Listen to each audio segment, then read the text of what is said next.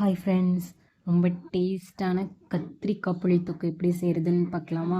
ரொம்ப சிம்பிள் ரெசிபிங்க. ஒரு கடாயில் கொஞ்சமாக நல்லெண்ணெய் ஊற்றிட்டு, நம்ம தேவையான கத்திரிக்காய் எடுத்து வச்சுருக்கோம்ல, அது வதங்குற அளவுக்கான எண்ணெயை ஊற்றிட்டு, அது காஞ்சதுக்கப்புறமா நம்ம கட் பண்ணி வச்சுருக்க கத்திரிக்காவை போட்டு நல்லா ஃப்ரை பண்ணணும். கொஞ்சம் உப்பு போட்டால் கத்திரிக்காயில் உப்பு பிடிக்கும். ஸோ அந்த டேஸ்ட் நல்லாயிருக்கும். ஸோ அதுக்கு தான் நல்லா போட்டு ஃப்ரை பண்ணி ஒரு அரை வேக்காடு இருக்கிற வரைக்கும் எடுத்துட்டு அது தனியாக எடுத்து வச்சுக்கலாம்.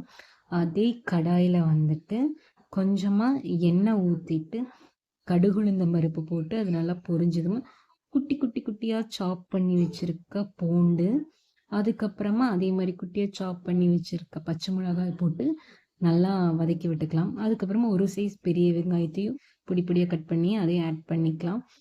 ஆட் பண்ணதுக்கப்புறமா நம்ம வதக்கி வச்சுருந்த கத்திரிக்காயும் போட்டு நல்லா சாட்டே பண்ணிக்கலாம். அதில் அந்த பூண்டு, வெங்காயம், பச்சை மிளகாலாம் இறங்கணும். அதுக்கப்புறமா ஒரு சின்ன சைஸ் தக்காளியை பியூரி பண்ணி வச்சுருக்கோம், அதையும் போட்டு நல்லா வதக்கி விட்டுக்கலாம்.